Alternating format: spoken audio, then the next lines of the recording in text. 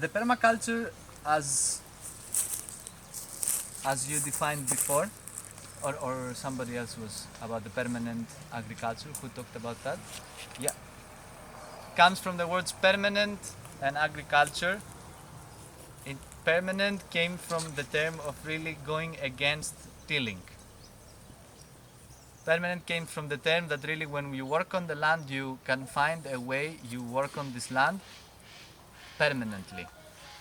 This was the idea of sustaining. But the idea now, if we go beyond and we go on regeneration, the vision is that this land can produce food after long generations after you're dying. For thousands of years, this land will continue producing food by itself. That's the vision where we want to reach with permaculture. So we are creating permanent edible ecosystems that both humans and the wildlife and the ecosystem around can really benefit from it. In order to do that, we should follow some very basic ethics. This is where permaculture becomes a bit political. And it is political, either not in a sense of politics, in a sense of political of making choices, because ethics helps us to make choices.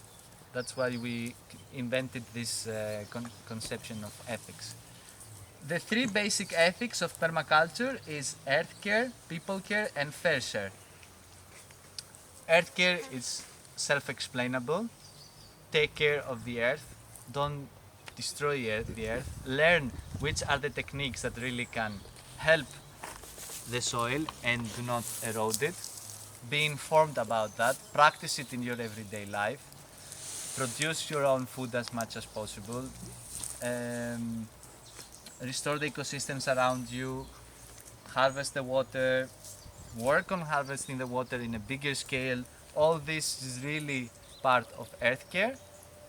People care, it's while we're doing this regeneration work, we need to take care of each other as well. To not let people burn out, to not let people out, not exclude them but integrate them, to stop the being racist, to really be conscious of our privileges and trying to make towards a more regenerated ecosystems, but also regenerated social systems around the world. People care also has to do with our communication between us, how we build our houses in order to make it also very nice for us, make them energy efficient, etc., etc. How we design our groups, how we take care of each other in groups, all this is in people care. And this is what we are going to be talking also from the afternoon on. And fair share is, it was mainly introduced by Bill Mollison in the concept of overpopulation in the beginning. So it was talking like, we're too many, we need to really count our resources and share them equally and not expand more, but to look at what we have, share them, and acknowledging that one of the biggest problems in the world right now is that there is a global north and a global south, and we're using much more resources than the global south is using. Then kind of evolving into the permaculture, how we're using it more is fair share among us, fair share between the people and fair share between the ecosystems and the people. So if we're designing a land, we're designing with the ethic of like, we're taking out of it. How much are we taking out of it?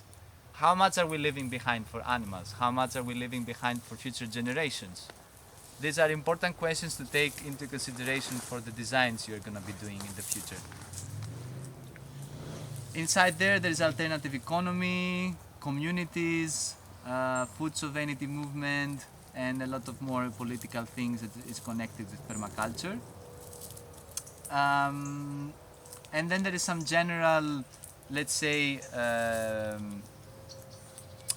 guidance when you want to use permaculture of the stacking functions. So as I said before, when you use an element in permaculture, try to stack as many functions on this element to be as useful as possible, to use small scale intensive systems, and to replicate natural patterns. So it's all the things that I was mentioning, is just putting into one. So now, generally about permaculture, you will, I have this conversation with friends down in where I'm living. So they say, this guy has a raised bed, he does permaculture. Or this guy has done a swale, so he's doing permaculture. Or this guy, these are techniques, okay? These are techniques that were introduced before the conception of permaculture. What permaculture is doing is designing for it and being holistic. So just by doing raised beds, you're not doing permaculture. The idea is of designing and putting purposes on what you're doing, stacking functions, designing on who is going to be using that for how long, how much water is needed each plant, etc., etc., etc. The techniques itself does not make permaculture. Okay? It's not the elements but the patterns. What? It's not the elements but the patterns. Yeah. And it's not the tools, it's the mentality. For me, it's the mentality of how we approach ecosystems. If we approach them in a permanent way and we design for it in a permanent way, then it's most likely that we are doing permaculture.